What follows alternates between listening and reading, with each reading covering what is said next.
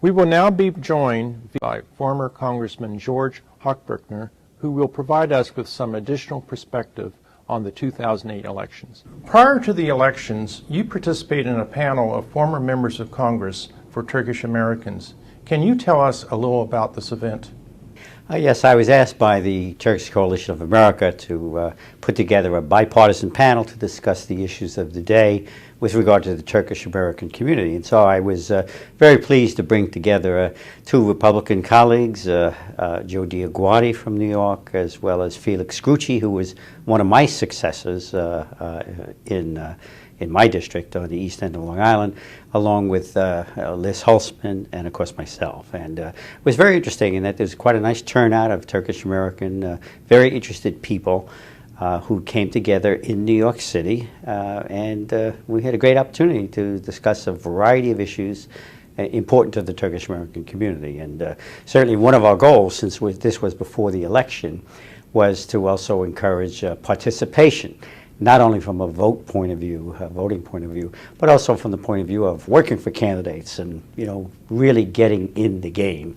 Because obviously the Turkish American community is a very important one in the United States, and it's good that they get together and have the opportunity to get excited about electoral politics.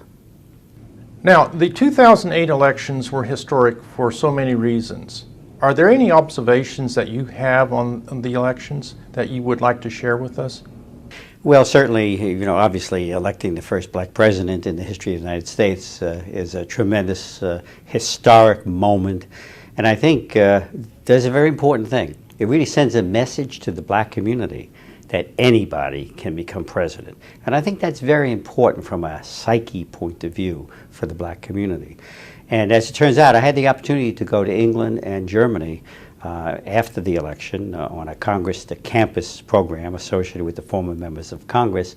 And I was just bowled over by the tremendous interest, certainly in the 5 universities in the London area that I visited and spoke to over 1,250 faculty and students.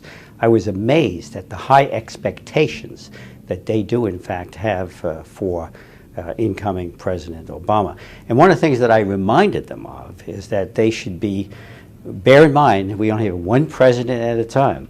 And until January 20th, George Bush is the president. So whatever your expectations are, keep them on hold until January 20th. President-elect Obama won by running on a platform of change. What are some of the key things that you believe will change in both D.C. and the U.S.? Well, certainly major policy changes are in the works because I think certainly President Obama is diametrically different from George Bush and the policies that we have had for the last 8 years. So there will be a variety of changes, and probably the biggest and most important area, obviously the economy is a major area where there'll be a lot of changes. There'll be more regulation and what have you to avoid the kind of problems we're facing now. But also just the whole issue of climate change, a dramatic, very important issue. And there's no doubt in my mind that there will be major gains in terms of the promotion of renewable energies, energy efficiencies.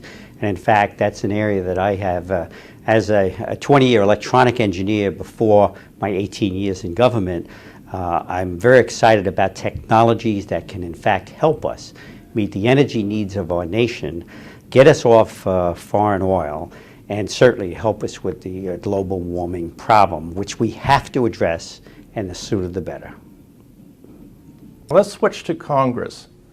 As we know, the composition of the Congress has changed significantly. What do you think are the issues that they will address when the new Congress convenes in early January? Well, certainly I fully expect that, obviously at this point an economic stimulus package is absolutely essential to piggyback on what has already been done in order to turn our economy around. And there's no doubt in my mind that the Congress, very heavily Democratic Congress, is going to be putting together a stimulus package, and I hope that this is a bill that will be completed in time to be laid on President Obama's desk so that perhaps on January 20th, his first official act could be signing that stimulus package. It'll be good for the world to see a very important package of probably $700 billion to $1 trillion worth of stimulus be signed into law in order to help our economy get back on track, put people to work, people back to spending, and let's turn this thing around. George, thank you so very much for being with us. On his most recent trip to the U.S., the Turkish Prime Minister held a news conference at the National Press Club in downtown Washington, D.C. Here are some highlights from the event. On November 14th, Turkish Prime Minister Recep Erdogan spoke at the National Press Club in Washington, D.C. as part of the club's Newsmaker media briefing series.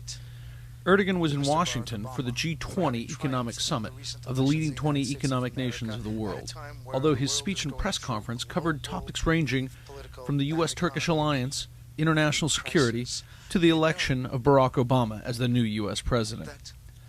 On the topic of terrorism and security, Erdogan spoke of what he called the root of today's major problems: ignorance, poverty, and injustice. He said Turkey, the U.S., and their allies must, quote, become the enemy of hostility, demonstrate a hatred for hatred, and become prejudiced against prejudice, unquote. Erdogan also spoke of Turkey's perspective on the global economic crisis, especially in light of its own recovery from its economic challenges of recent years. The Prime Minister said Turkey has been demonstrating significant economic progress in recent years, with a robust 4.7% economic growth level and a 5-year increase of GDP of $429 billion, making Turkey the 17th largest economy in the world.